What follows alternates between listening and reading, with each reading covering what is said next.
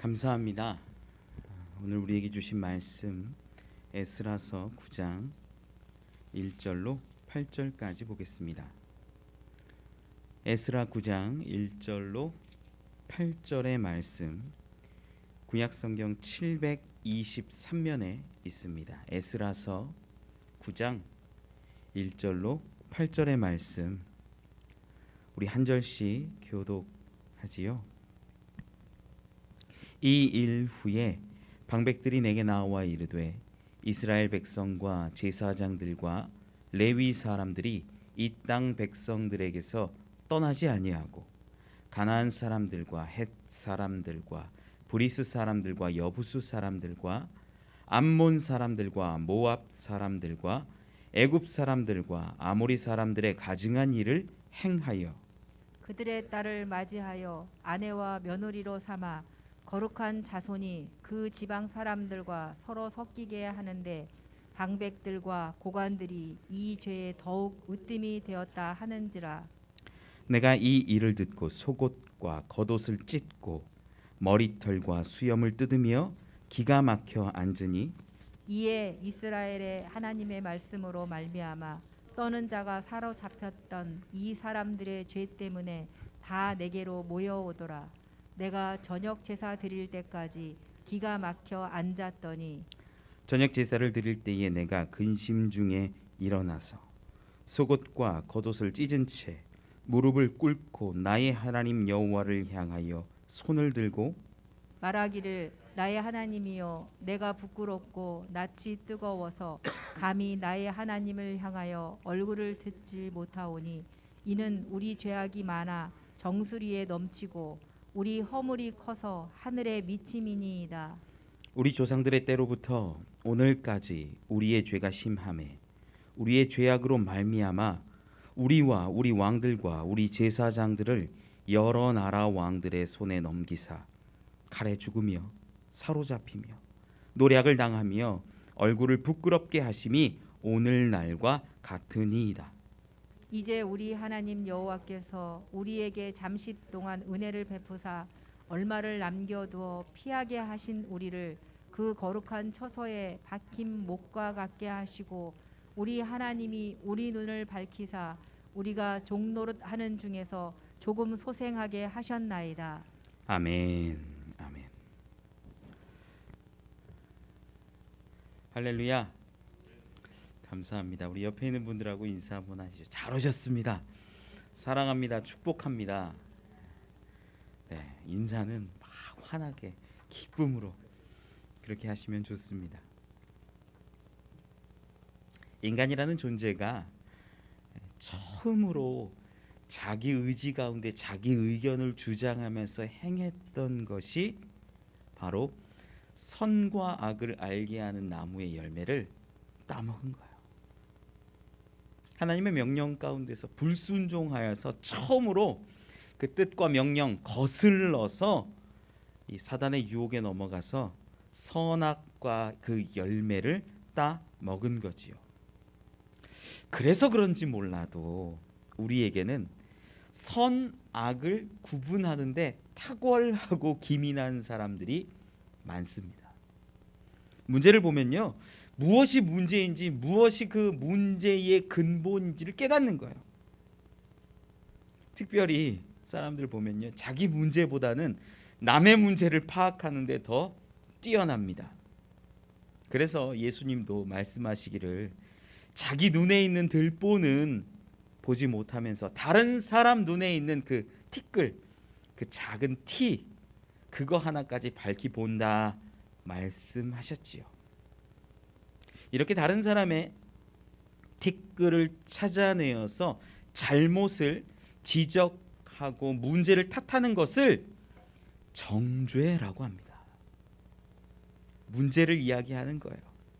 그런데 사실 이 정죄한다라는 게 우리 안에는 굉장히 기본적으로 교회 생활 오래 하신 분들은 정죄는 나쁜 거야 그렇게 말씀해요. 그런데 이 정죄한다라는 것이요, 잘못을 정확하게 판단하고 문제점을 명확하게 분석하는 것이기도 합니다. 우리 고린도후서 3장 9절에 보면요, 이런 기록도 있어요. 좀 띄워주실 수 있으세요? 고린도후서 3장 9절에 보면 정죄의 직분도 영광이 있은즉, 정죄도 뭐라고요? 영광이 있대요. 물론 그보다 더 귀하고 아름다운 영광들이 많이 있지만 정죄 가운데에도 영광이 있다라고 성경은 분명히 기록해요. 정죄하는 것이 다 잘못된 것은 아닙니다. 정죄도 어떤 선한 역할들을 감당할 수 있음을 말해주는 부분들이 있지요. 어떤 선한 목적으로 고쳐주고 잡아주고 바르게 한다는 그러한 마음, 그래서 다른 사람들을 판단하고 정죄하는 것 우리 안에 많습니다. 정죄를 제일 많이 하는 사람들이 누구냐면 목사님하고 부모님들이에요. 성경을 많이 아니까 무엇이 잘못된 것이고 무엇이 그른 것인지를 아는 거죠. 그러니까 정죄합니다. 부모가 어때요? 부모도 자식한테 정죄 정말 많이 해요. 야, 이렇게 하면 안 된다, 저렇게 하면 안 된다, 김 집사님이, 이 집사님, 박 집사님이 이렇게 하시면 안 돼요. 이 목사님들이나 부모님들이 정말 많이 하는 거예요. 그런데 대부분 보면 목사님들도 마찬가지고 부모들도 나는 그렇게 살지 못하면서 정죄하는 일들이 많지 않습니까? 여러분, 너무나 많이 했던 우리의 정죄의 모습이지만, 그것이 무조건 나쁘다고 말할 수 없지만 이 정죄함을 넘어설 수 있는 방법도 분명히 있다라는 거예요. 정죄하기에 앞서 우리에게 분명하게 필요한 것, 우리가 행해야 하는 것, 그것이 뭐냐? 바로 기도라는 거예요. 선악을 보거나 무엇이 의인지 무엇이 불의인지 판단하는 것도 중요하지만 그것을 말하기에 앞서서 하나님 앞에 먼저 엎드리는 모습이 있어야지만 문제를 넘어설 수 있는 길들이 열린다는 겁니다. 여러분, 문제를 보는 것 중요해요. 그런데 그 문제를 해결해 나가는 것이 더 중요하지 않습니까? 문제를 보는 것이 정죄함이라면 기도는 그 문제를 해결하고 그 문제를 넘어서는 방법인 줄 저는 믿습니다. 오늘 본문은요, 바벨론에서 살아가던 사람들이 예루살렘으로 귀환하는 이야기가 배경이에요. 맞대요. 네. 여기 배경이에요. 1차 귀환이 BC 538년에 이 고레스 왕의 칙령으로 인해서 이 스룹바벨과 예수아를 시작으로 첫 번째 귀환이 일어나요. 그리고 나서 한 5, 60년 가까이 흐른 뒤에 2차 귀환이 시작되는데 그 2차 귀환을 주도했던 사람이 에스라예요. 이 에스라가 정말 어렵게 힘든 상황을 뚫고 2차 귀환을 해요. 1차 귀환했던 사람들이 했던 것이 오랫동안 무너지고 황폐해져 버렸던 성전을 재건하는 일이었습니다. 그들은 성전을 재건하고 물론 내부의 일, 외부의 일도 많았지만 어쨌든 결국에는 성전을 다시 재건해낸 다음에 제사와 절기들을 회복해요. 그리고 2차 이 귀환이 있었던 에스라의 시대, 2차 귀환을 다 끝내고 나서 에스라가 돌아보니까 예루살렘과 이 사람들을 보는데 문제가 발생한 거예요. 그 문제가 오늘 본문 가운데 기록해요. 그것이 1절 2절에 기록된 서로 섞이고 통혼하는 문제였다라는 겁니다. 우리 본문 말씀에서도 기록하지만 1절 끝에 보면 사람들의 가증한 일을 행했다라고 말해요. 이방 사람들의 이 가나안 족속과 타 이방 민족들의 가증한 일들을 지금 이스라엘 사람들이, 유대인들이 행했다라는 거예요. 그래서 구체적인 일들이 2절에 기록되는데 그들의 딸을 맞이하여 아내와 며느리로 삼아 거룩한 자손이 그 지방 사람들과 서로 섞였다라는 겁니다. 통혼했다. 여러분, 통혼이라는 거는요, 내 아들을 주고 내 딸을 주고 며느리를 삼고 아내를 삼고 이렇게 다른 민족하고 섞어서 살아가는 모습을 이야기해요. 그런데 처음에 하나님이 가나안 땅에 들어가게 하셨을 때 무엇이라 명령하셨습니까? 우리 신명기 7장 좀 찾아볼까요? 신명기 7장 2절 4절입니다. 신명기 7장 2절 4절 말씀 273면에 있습니다. 2절에서 4절까지 우리 함께 한 목소리로 봉독하지요. 내 하나님 여호와께서 그들을 내게 넘겨 내게 치게 하시리니 그때 너는 그들을 진멸할 것이라. 그들과 어떤 언약도 하지 말 것이요 그들을 불쌍히 여기지도 말 것이며 또 그들과 혼인하지도 말지니 내 딸을 그의 아들에게 주지 말 것이요 그들의 딸도 내 며느리로 삼지 말 것은 그가 내 아들을 유혹하여 그가 여호와를 떠나고 다른 신들을 섬기게 함으로 여호와께서 너희에게 진노하사 갑자기 너희를 멸하실 것임이니라. 아멘. 이 통혼하라는 게 그냥 결혼만 의미하는 건 아니에요. 사실 우리 성경 가운데 보면 요셉의 처나 룻, 라합 다 이방 여인들이에요. 그런 자들은 괜찮고 다른 사람들은 통혼하면 안 된다? 아니에요. 통혼이 진짜 문제되는 이유가 신명기 7장 4절 가운데 분명하게 기록하는데 그가 내 아들을 유혹하여 그가 여호와를 떠나고 다른 신들을 섬기게 함으로 여호와께서 너에게 진노하실 것이다.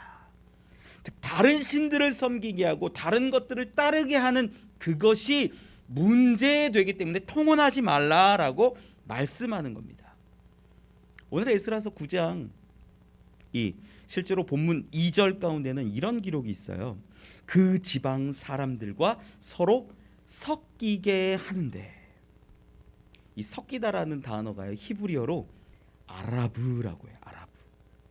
이 단어 의미가 뭐냐면 섞이는 것처럼 무역하고 혼합되고 사로잡히고 담보잡고 보증하다, 이런 단어가 다 들어가 있어요. 의미가.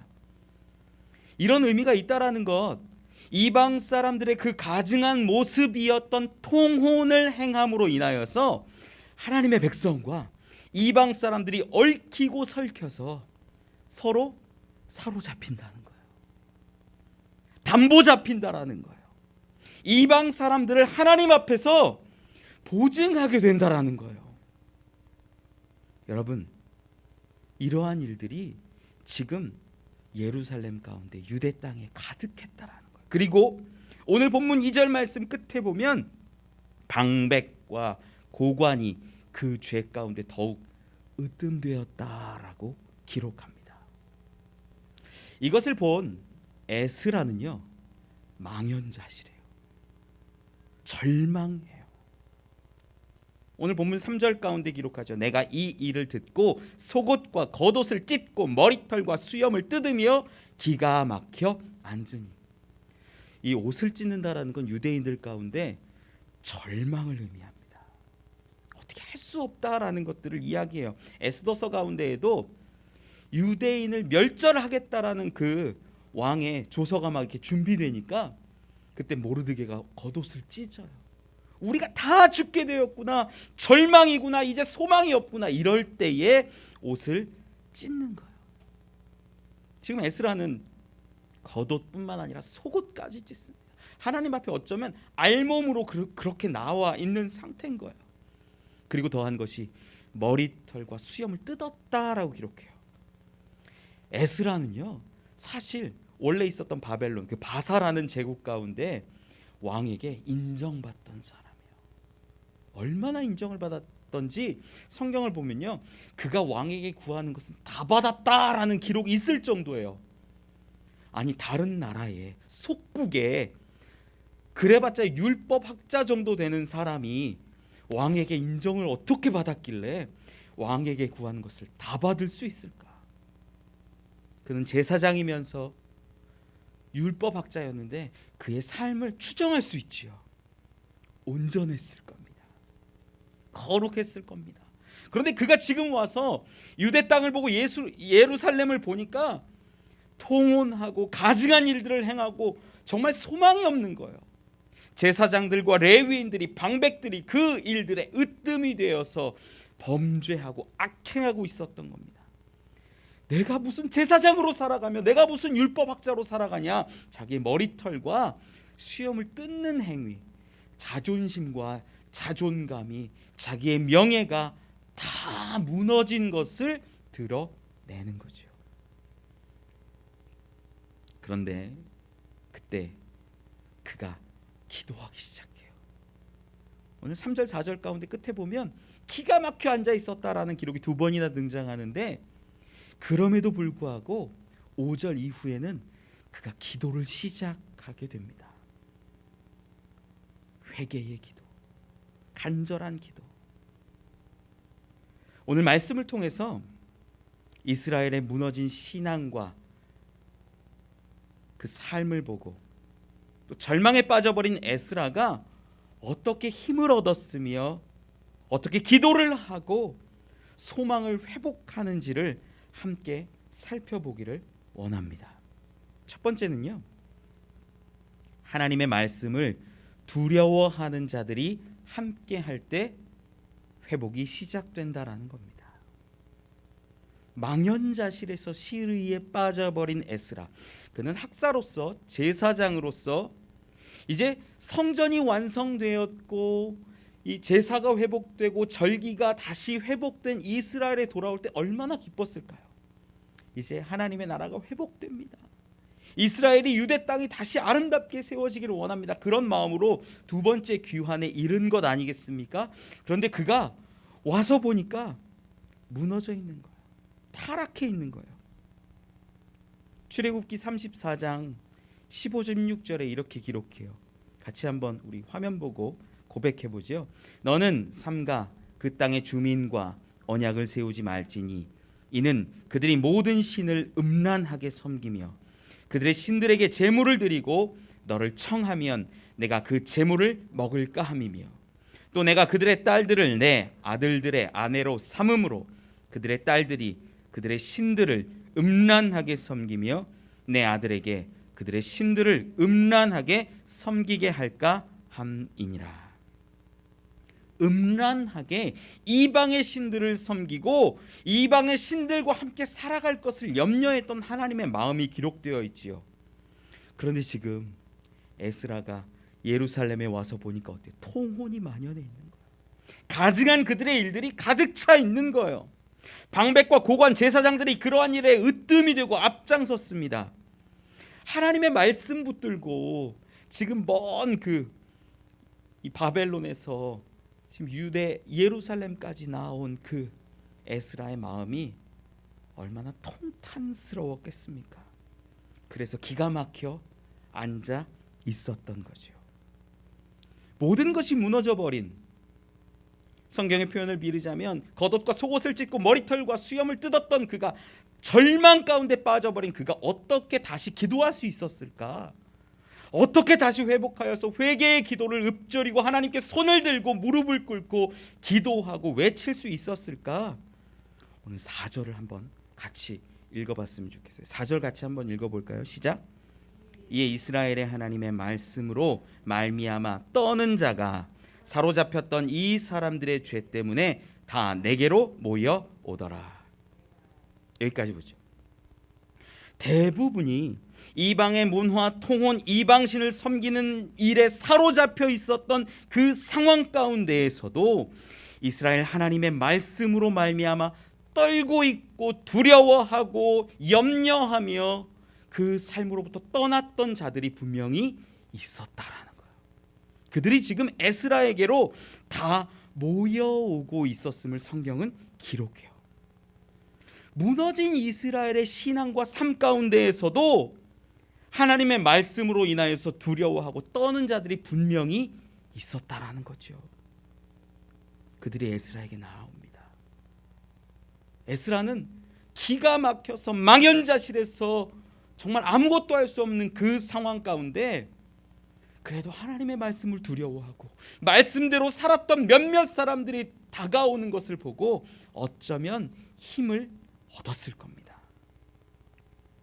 여러분, 목회자들이요, 가장 힘들 때가 언제인 줄 아세요? 목회자들이 가장 힘들 때가 막 성전을 막 세우고 예배를 막 이렇게 드리는 가운데 마음이 무너지는 것들을 경험하는 게 마치 오늘 본문 가운데서 1차 이 귀환할 때 성전을 세우고 상번제도 드리고 절기도 막 회복합니다. 나름 신앙생활 합니다. 매일매일 제사 빠짐없이 드립니다. 그런데 에스라가 무너지고 마음이 무너졌던 것은 성전이 있음에도 불구하고 백성이 있음에도 불구하고 성도가 있음에도 불구하고 겉으로는 신앙생활 잘하는 것 같은데 속으로는 세상과 통혼하고 세상과 함께하고 세상의 문화와 기준 가운데 사람들을 바라볼 때 마음이 무너지는 거예요.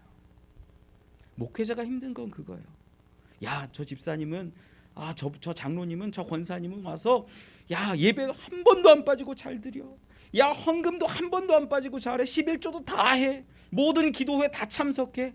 그런데 그의 삶을 보면 말씀이 중심이 아닌 거예요. 말씀을 두려워하지 않는 거예요. 행하는 모습은 있는 것 같은데 그 말씀으로 살아가질 않는 거예요. 하나님이 하지 말라 하는 것, 통혼을 금한 것, 이방신을 섬길까 염려하여서 말씀하신 그것들을 아무렇지도 않게 어기면서 살아가는 거예요.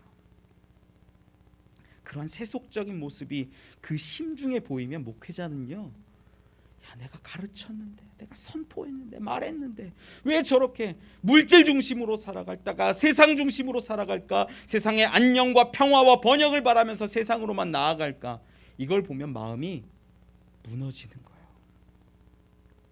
여러분, 1차로 귀환했던 사람들이 어려움 가운데 성전을 세우는 거예요. 그거 정말 귀하고 복돼요.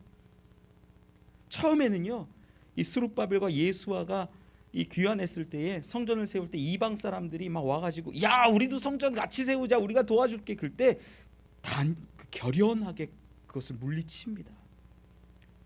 우리가 성전 세우는 건 우리의 일이다. 너희와는 관계가 없다.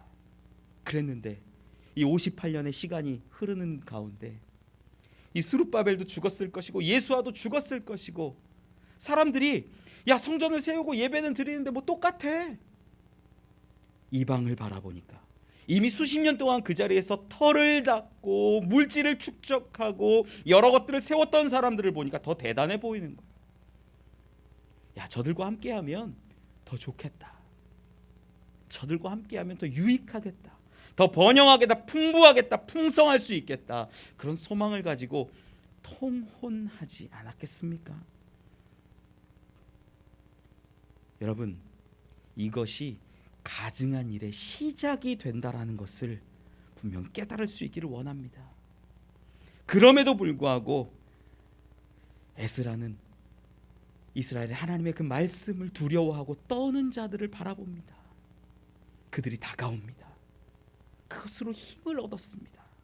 그들은 아마 통혼을 결연히 반대했을 것이고 그들은 어렵더라도 내가 가진 것 안에서 하나님만 믿고 의지하고 살아갔을 것입니다.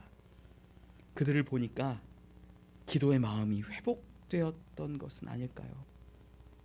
방금 전에 목회자가 마음이 무너지는 거 얘기 들었는데요, 목회자가 마음이 정말로 힘을 얻고 회복되는 게 언제인 줄 아세요?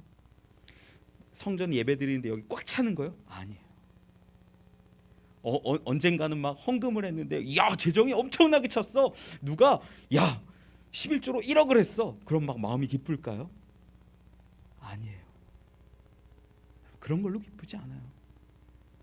진짜 기쁘고 힘이 되는 건 이스라엘 하나님의 말씀 가운데 그 말씀을 두려워하고 말씀을 떨고 말씀대로 살려고 하는 사람들 한 사람 한 사람들이 이곳 가운데 모여올 때 무너진 목회자들이 회복된다라는 거예요. 돈도 아니고요, 규모도 아니에요, 사람 아니에요. 말씀을 두려워하고 말씀에 떠는 사람 한 사람이 목회자에게, 교회에게, 한국 교회에 힘이 되는 줄 저는 믿습니다. 여러분, 에스라가 무너졌을 때 그러한 자들, 하나님의 말씀에 떠는 자들이 다 모였다라고 성경은 기록해요. 그리고 났더니 그는 이제 기도할 힘을 얻었던 것 같아요. 5절에 보면 속옷 겉옷이 찢겨진 채 무릎을 꿇고 하나님께 손을 들고 기도하는 장면을 우리는 확인합니다. 이제 기도가 다시 시작된 되는 것이지요. 저는 여러분들이 오직 말씀을 두려워할 수 있는 자들이 되기를 원합니다. 겉으로 드러나는 모습이 중요하지 않고 정말 하나님 말씀 하나하나를 두려움으로 내 가운데 받고 그 말씀으로 살아갈 수 있는 자들이 되기를 원해요. 그러면 교회가 회복되고 가정이 회복되고 이 나라가 회복될 것을 저는 믿습니다. 말씀대로 살아가려고 노력하고 애쓰며 때로는 자기의 이익과 유익을 포기하는 사람이 에스라를 일으켰던 것처럼 가정을, 교회를, 이 땅 이 나라를 일으킬 수 있지 않을까요? 겉으로 멋지게 신앙생활하는 사람이 아니라 참된 말씀 위에 서서 말씀을 두려워하고 말씀으로 살아가는, 그리하여 목회자와 교회와 여러분 가정 가운데 소망이 되는 분들이 되시기를 축원합니다. 두 번째 은혜 나누었으면 하는 것은요, 회복은 너의 의로움이 아니라 우리의 기도 가운데 있다라는 겁니다. 에스라의 기도는요, 오늘 본문 그 6절부터 시작해서 9장 끝까지 이어집니다. 이스라엘의 죄악, 그들의 가증한 일을 바라보며 이제는 기도를, 회개의 기도를 시작하는 거죠. 6절 말씀에 보면 우리 같이 한번 읽어볼까요? 6절 말씀 같이 읽어보죠. 시작.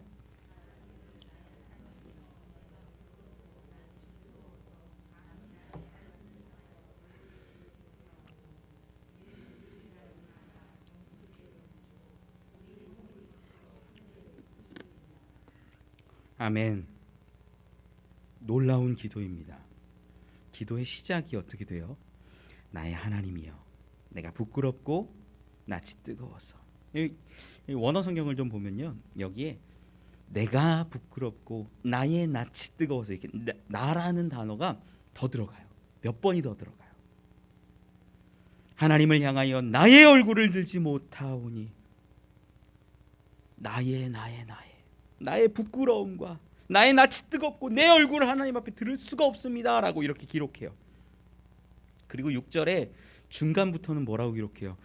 이는 우리 죄악이 많아 정수리에 넘치고 우리 허물이 커서 하늘에 미침이니이다.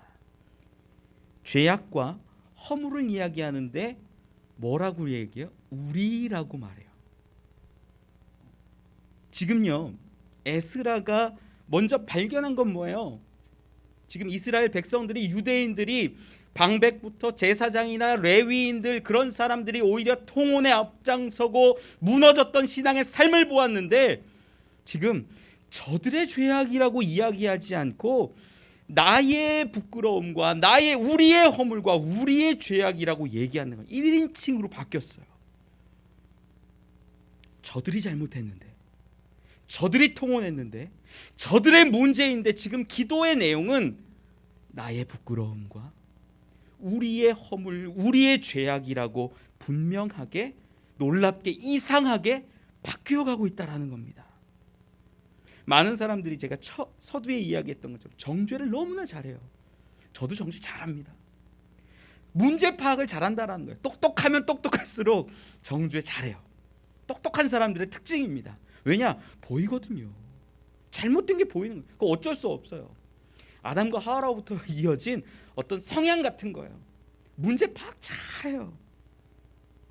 성경을 많이 알면 알수록 무엇이 죄인지 아니까, 야, 이 집사님은 이렇게 살면 안 되는데, 저 집사님은 이제 하나님 앞에 나와야 할 결단의 시간인데, 저 권사님은 이제 삶이 바뀌어야 되는데, 이런 말들 너무나 쉽게 할 수 있고 마음에 품을 수 있는 거예요. 그런데 이러한 정죄는 문제 파악에 머물러 있지만 이 정죄함을 넘어서는 것이 바로 기도라는 거예요.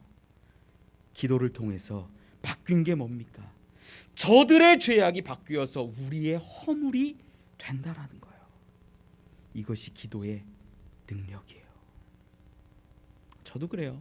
말씀 준비하면서 저를 돌아보니까 얼마나 많이 마음 가운데 정죄했는지 몰라요. 이 집사님은, 이 성도님은, 이 권사님은, 이 장로님은 막 이러면서 문제들이 보이는 거예요.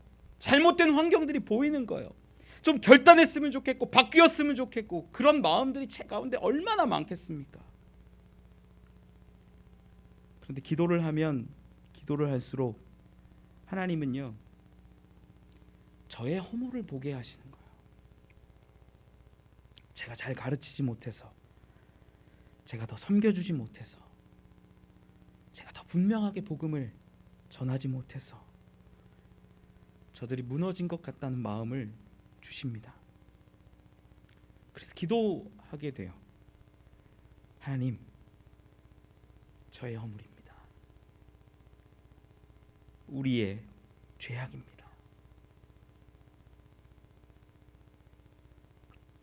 여러분, 여러분의 가정 가운데, 교회 가운데, 이 사회 가운데 문제가 보이세요? 여러분이 똑똑한 거예요. 그런데 문제에 머무르게 하지 마시고 기도함 가운데 나아가 보세요. 그러면 정죄가 바뀌어서, 저들의 죄악이 바뀌어서 우리의 허물로, 나의 부끄러움으로 바뀌게 된다라는 겁니다.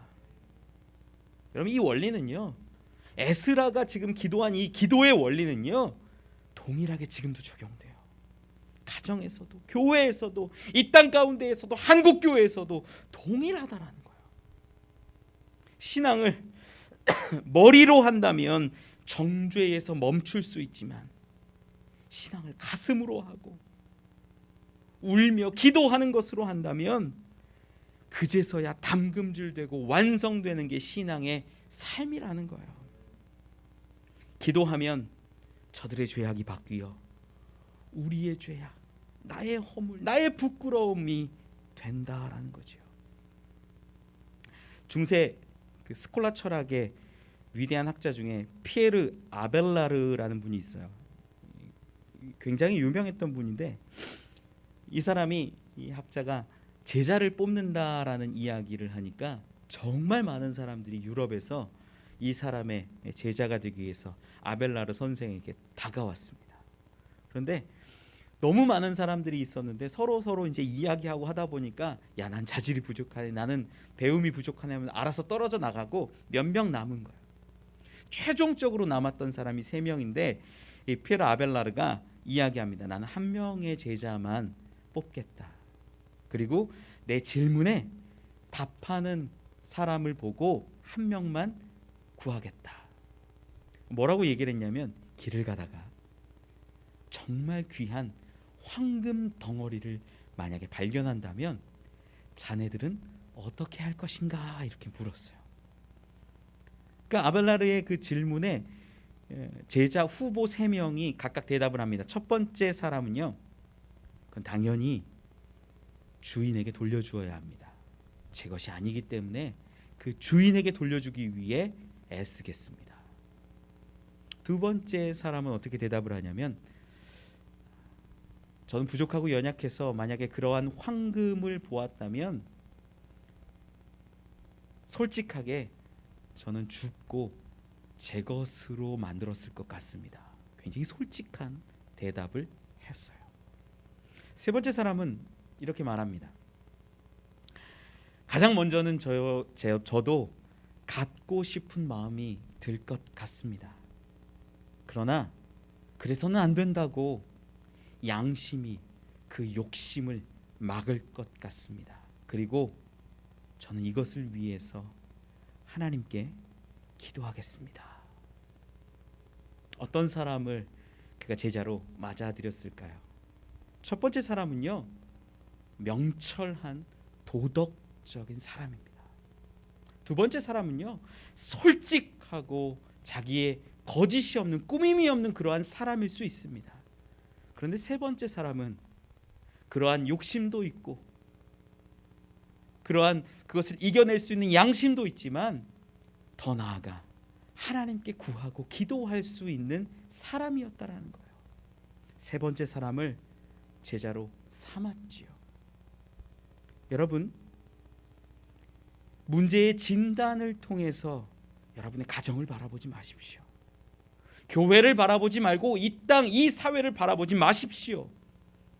그것은 여러분의 똑똑함을 드러낼 수는 있지만 결코 문제의 해결은 없습니다. 우리가 신앙인이라면 하나님을 의지하고 기도해야 합니다. 기도할 때 저들의 죄악이 우리의 허물이 되고 나의 부끄러움이 됨을 여러분 경험할 수 있기를 원합니다. 머리로 신앙생활하는 사람이 아니라 가슴으로 눈물로 기도로 신앙생활하는 저와 여러분 되기를 축원합니다. 마지막 은혜 나누었으면 하는 것은요, 회복은 믿음과 소망이라는 것입니다. 본문의 에스라의 기도 내용은요, 하나님이 그렇게 많은 은혜를 주셨음에도 불구하고 우리가 참 죄악이 많았습니다. 우리의 조상들을 바라보면 조상들이 잘못했고 통혼했고 그러한 문제들이 너무나 많아서 우리가 노략당했고 우리가 노예 생활했고 이러한 고백도 쭉 해요.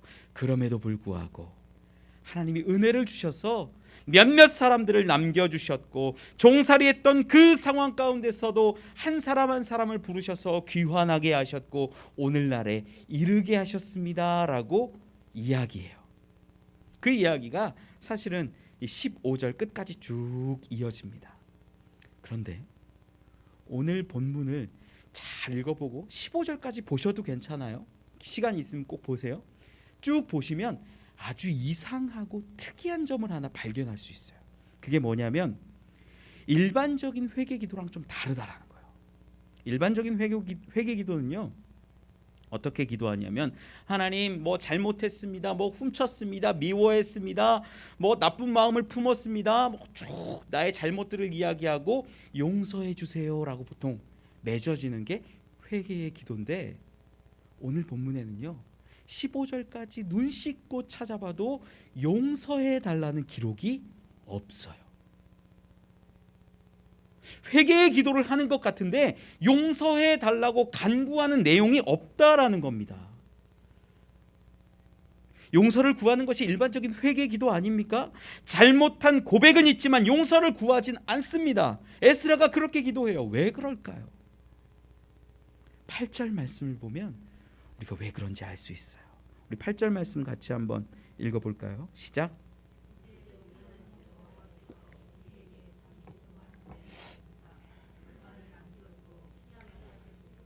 그 거룩한 처소에 박힌 못과 같게 하시고 우리 하나님이 우리 눈을 밝히사 우리가 종노릇하는 중에서 조금 소생하게 하셨나이다. 우리가 죄악 중에서 종살이를 하고 노예로 끌려가고 포로의 삶을 살더라도 하나님이 은혜를 주셔서 몇몇 사람을 남겨주셨고 이제는 몇몇 사람을 돌아오게 하셨고 여기 이렇게 서게 하셨습니다. 그리고 지금 에스라가 기도하는 이 자리에 누가 있어요? 하나님의 말씀을 두려워하고 떠는 자들이 함께 모여 있잖아요. 그 사람들이 지금 하나님을 향해서 눈을 들고 손을 들고 기도하고 있잖아요. 저들을 뭐라 비교하는 거예요? 뭐라 비유하는 거예요? 그 거룩한 처소에 박힌 못과 같게 하셨다라고 말씀하는 거예요. 에스라는요 학사해요. 학사는요 율법에 정통한 사람입니다. 연구하는 신학 교수 같은 사람이에요. 누구보다 율법에 대해서 정통한 자였고 그의 족보를 보면 아론의 자손이에요. 즉 제사장이라는 거예요. 그는 역사를 돌아보고 역사 가운데서 우리 조상들에게 행하신 모든 것들을 밝히 돌아보니까 하나님이 때로는 그 죄악 가운데 망하게 하셨고 죽게 하셨고 종살이하게 하셨지만 그럼에도 불구하고 그들을 살리셨다. 그들을 구원하셨다. 몇몇 사람들을 남겨주셨다. 지금 오늘날을 바라보니까 다 종살이에서 끌려간 것 같지만 그들이 귀환해서 성전을 세우고 이제 우리도 두 번째로 여기에 나오지 않았느냐. 그 사람들을 성전 앞에 나온 하나님의 말씀으로 두려워하고 떠는 그 사람들을 바라본 것이에요. 그들을 비유하는데 거룩한 처소에 박힌 못이라고 말합니다. 여러분 못도요 어디 정말 튼튼하게 박아놓은 건 잘 안 빠져요. 웬만해서는 안 빠져요. 하나님이 그 부르시고 택하신 자들을 어떻게 여기셨다고요? 거룩한 처소, 성전을 의미하겠지요. 성소 안에서, 성소 가운데서 하나님을 바라보고 기도했겠지요. 저들이 어떤 자라고? 결코 뺄 수 없는 자, 결코 구원이 철회되지 않는 자, 결코 하나님의 진노가 미치지 않는 자들을 그 많은 백성 가운데 놀랍게 예비하시고 준비해 두셨다라는 겁니다. 저는 여러분들이 거룩한 처소에 박힌 못이 되기를 원합니다. 모두가 세상 풍조에 휩쓸리고 물질 만능주의 가운데 타협하며 살아가고 문화에 휩쓸리며 살아갈지라도 그 중에서 거룩한 처소에 박혀서 절대 뺄 수 없는, 결코 빠지지 않는, 한 번 이루어내신 구원이 철회되지 않는 하나님의 구원의 주인공들이 되기를 원합니다. 이사야 51장 6절에 기록합니다. 너희는 하늘로 눈을 들며 그 아래의 땅을 살피라. 하늘이 연기같이 사라지고 땅이 옷같이 헤어지며 거기에 사는 자들이 하루살이같이 죽으려니와 나의 구원은 영원히 있고 나의 공의는 패하여지지 아니하리라. 하나님의 구원은요, 하나님의 공의는요, 하나님의 은혜는요 영원하고 결코 패할 수 없는 것임을 믿으시기 바랍니다. 에스라는 이러한 하나님의 마음을, 하나님의 중심을, 뜻을 알고 있었다라는 거예요. 이스라엘이 무너져 있지만, 신앙이 무너져 있지만, 삶이 황폐해져 있지만, 통혼함 가운데 가증한 일들이 너무나 많았지만, 그럼에도 불구하고 하나님이 남기신 자들이 있고 거룩한 처소에 박힌 못과 같은 자들이 있으니 하나님이 구원하실 것을 그는 분명히 믿었다라는 거예요. 이것을 바라보고 나니까 용서해달라는 이야기는 없어요. 자신들의 죄를 낱낱이 고백하고 하나님의 은혜와 공의와 하나님의 돌보심을 이야기했다라는 겁니다. 에스라의 회개는요, 자기의 분명한 잘못을 고백하고 하나님의 돌보심을 선포하는 기도였습니다. 그러면 하나님은 어떤 분이라는 거예요? 용서하고 싶은 분이었음을, 돌아오기만 한다면 하나님은 그들을 살리시고 돌보실 분이라는 걸 그는 알고 믿고 있었다라는 거예요. 예레미야 18장 7절 8절에 보면 기록합니다. 내가 어느 민족이나 국가를 뽑거나 부수거나 멸하려 할 때에 만일 내가 말한 그 민족이 그의 악에서 돌이키면 내가 그에게 내리기로 생각하였던 재앙에 대하여 뜻을 돌이키겠고, 우리가 돌이키기만 하면, 우리의 잘못을 고백하고 인정하고 돌이키기만 하면 하나님의 진노는 용서해 주세요라는 말이 중요한 게 아니라 이미 돌이키시고 이미 용서하신다라는 거예요. 그래서 했던 고백이 거룩한 처소에 박힌 못이라고, 결코 그 구원과 그 은혜는 물림이 없다라고 에스라는 말했던 것입니다. 지금도 우리 주 예수 그리스도를 통해 우리를 위해 죽어주신 그 사랑, 그 구원하심은 동일하게 역사하고 있는 줄 믿습니다. 하나님의 구원 계획은 결코 폐지되지 않았고 더욱 구체화되었습니다. 요한복음 11장 25절 26절에 기록해요.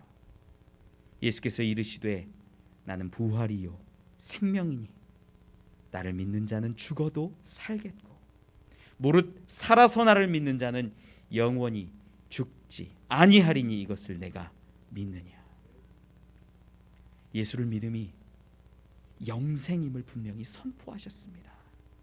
예수를 믿을 때 우리는 거룩한 처소 성전에 못을 박는 것과 같이 그렇게 살아가게 될 줄 믿습니다. 영원한 구원을 우리 가운데 이루신 줄 믿습니다. 그러한 소망으로 믿음으로 살아가십시오. 이제는 잘못된 악행을 버리고 하나님의 돌보심을 고백하고 노래하며 살아갈 수 있기를 소망합니다. 말씀을 맺습니다. 우리가 이 땅을 보면 가정도 교회도 사회도 다 황폐해져 가고 무너져 가고 하나님의 말씀을 지키고 하나님의 말씀을 두려워하는 사람들이 너무 없는 것 같아요. 에스라 시대에도 교회는 있었고 제사는 있었고 절기를 지키는 일들은 다 있었습니다. 그러나 말씀을 두려워하고 말씀으로 살아가는 사람들은 너무나 적었어요. 저는 여러분들이 그 말씀대로 살아갈 수 있는 분들이 되기를 원합니다. 여러분들이 가정의 소망이 되어 주시고 교회의 소망이 되어 주시고 이 한국 교회의 우리나라의 소망이 되어 주세요. 그리하여 마음이 무너진 자들을 위로하고 다시 한번 하나님의 나라를 이루어갈 수 있기를 원합니다. 무너진 목회자들이, 교회가, 가정이 다시 회복되고 이 땅이 회복될 줄 믿습니다. 그런 저와 여러분 우리 되기를 축원합니다. 우리 같이 찬